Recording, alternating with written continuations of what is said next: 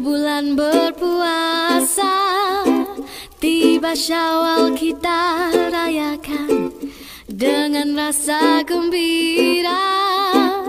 Anak muda di rantauan semuanya pulang ke desa. Ibu dan ayah keriangan bersyukur tak terkira.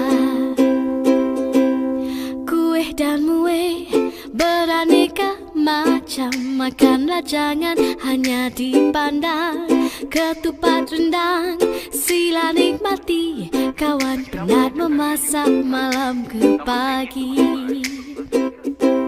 Wajik dan dodol jangan lupakan, peninggalan nenek zaman berzaman. Asyik bersembang pakcik dan makcik, hai duit raya lupa nak diberi.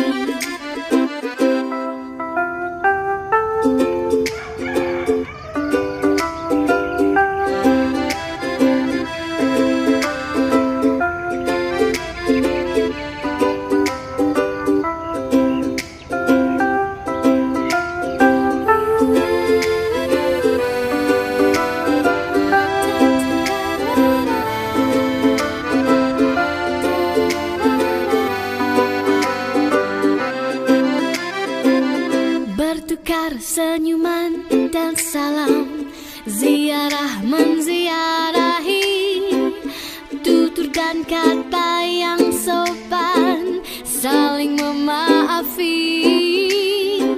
Suasana